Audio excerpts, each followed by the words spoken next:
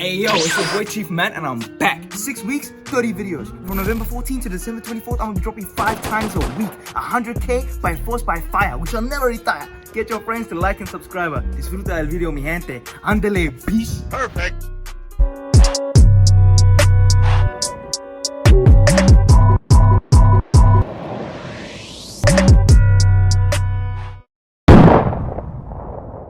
Welcome back to Keeping It Raw, people. The first official episode after a long ass time. You know, I always keep it straight. I'm not always right, but when I finish, there's nothing left. Alright, so on the Monday installments of Keeping It Raw, it's gonna be like all the questions that y'all submit. I'll ask you guys what topics you want me to talk about every Tuesday on my IG. So go give me a follow, and then, you know, when I ask, respond, and then you could be on these videos. All right, let's get it going. Thoughts about gap years. Okay, so the assumption here is that you're going to uni. If you found another passion already outside of formal education, then this question is irrelevant. But a gap year is important if you're not sure what you want to study. I think high schools do a bad job of adequately preparing you for that jump in the next portion of your life, which can ultimately define your career 8 hours a day for the next 40 years.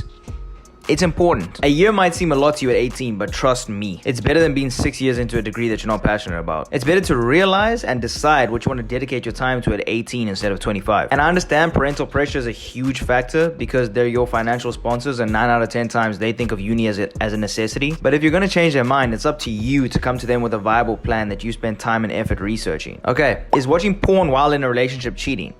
Okay, let's define cheating first of all. And by the way, I didn't do a lot of work into this. Wiki says that cheating is a violation of a couple's emotional and or sexual exclusivity that commonly results in feelings of anger / sexual jealousy and or rivalry.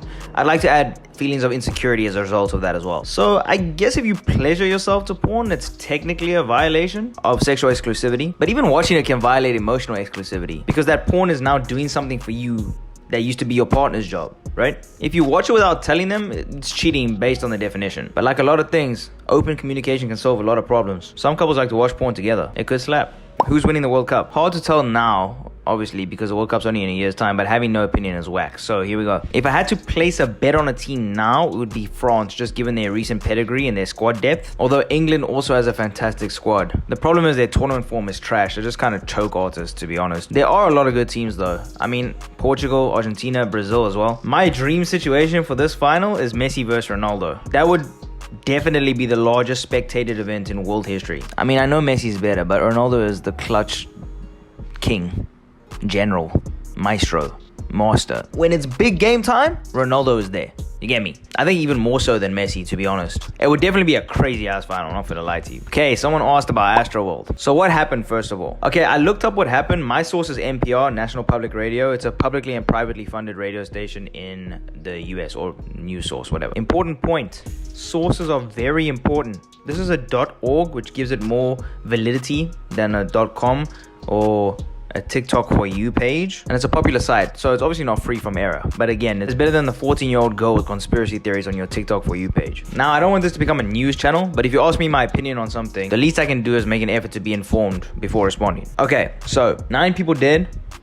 Rest in peace. Trav kept performing over half an hour after the officials declared a mass casualty event, whatever that means, but quote from the article. He was arrested in 2015 and 2017 for inciting riots, and he pled guilty in both cases, okay? So he has a history of trouble with crowd hype and the problems that led to this tragedy this time. Live Nation, which are the event organizers who have been in trouble in the past for deaths and injuries resulting from crowd nonsense, had operating procedures for things like hurricanes, but not for issues related to crowd moshing, stage diving, etc., etc. So Live Nation, of the organizers of the event, had things in place for like catastrophic level events, but didn't have anything in place for something that commonly happens at concerts. And I'll explain that a bit more solution-wise as we go through the story. A crowd safety expert from the article says that shockwaves happen with small movements in high-density environments. So when everyone's packed in together like that, if I move to the right, that small movement is amplified through the crowd, which can become dangerous. Suffocation is usually the cause of death following crowd collapse. Okay, so I guess the person's also asking for my take on the situation. So Trav could have stopped the concert, but it wouldn't have got to that point if the event was organized properly by Live Nation. I mean, there were 100,000 tickets sold for Astroworld, right? He's not free of blame, but how do we even know he knew about the severity of the situation? I mean, look at the video I overlaid from the concert. Do you see how far that man is from the POV? Put yourself in his shoes. Imagine you're performing, yeah? Maybe you were a little faded, so you're not all there, get me? Doing what you've done 100 times. You've seen mosh pits 100 times. What are the odds that you hear a couple hundred people like a kilometer away screaming for help in a crowd of how many thousands? Okay, maybe not a kilometer, but you know what I'm saying, like 500 meters. Just judge from the fucking video. And don't get me started on the conspiracy theorists that say Travis is demonic and he planned the whole thing because there was a sign at the concert that said, "See you on the other side." Travis always been out there with the fucking, you know, abstract shit. Those people should just sit down and shut the fuck up, to be honest. For the victims, it's crazy though. Like, imagine paying money to come and die. Obviously, I guess the families should be financially compensated, but nothing can really make up for losing a loved one, you know? Especially kids. Like, I think someone as young as 10 died in that mosh. I guess Travis's level of accountability depends on how much he actually knew about it at the time, you know, when it was actually happening. But what makes it worse for him is that he's gotten into trouble with crowd-related problems in the past as well.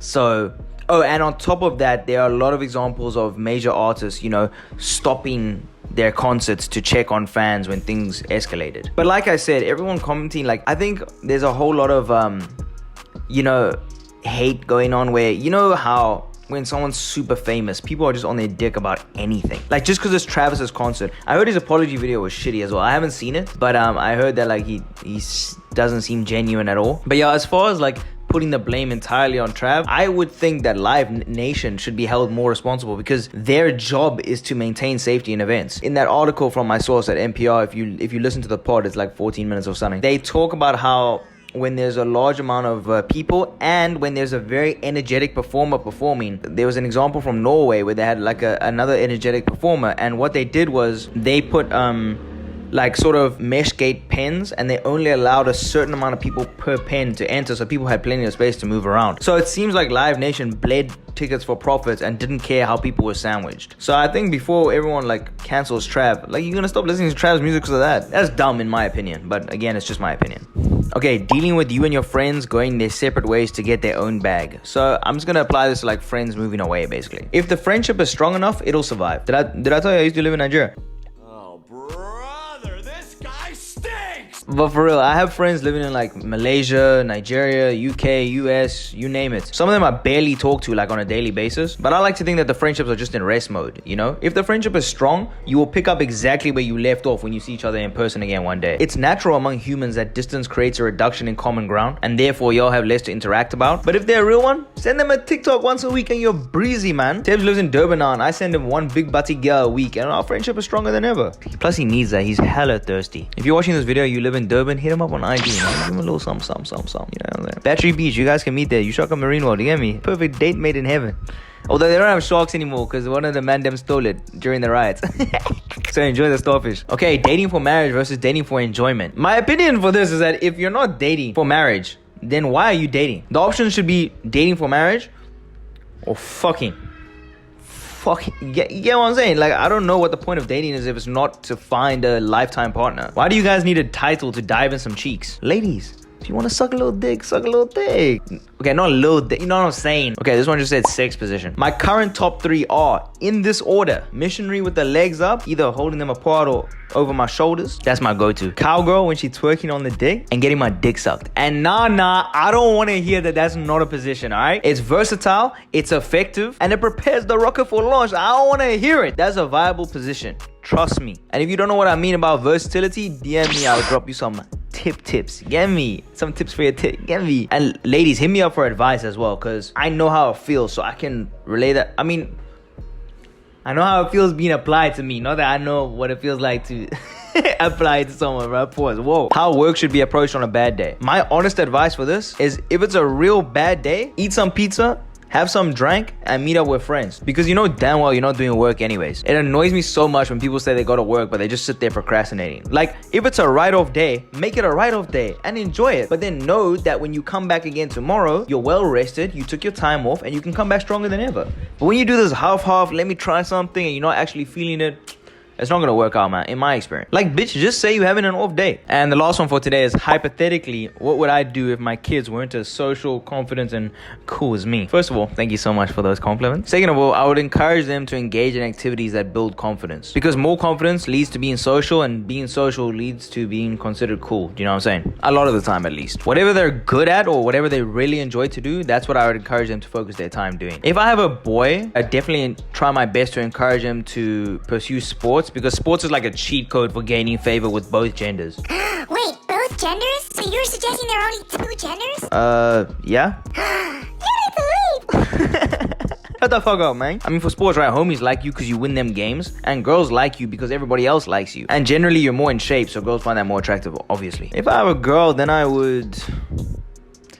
I don't know. I have no personal life experience in what girls value in other girls, really. The social hierarchy of girls looks like a fucking minefield, to be honest with you. But irrespective of gender, I would also encourage my kids to be true to themselves, irrespective of what other people think. A lot of kids compromise who they are in a bid to kind of like fit in, and that works temporarily in 8th grade. But as you get older, that fake shit is really whack. Be you, because that's the easiest and most natural thing to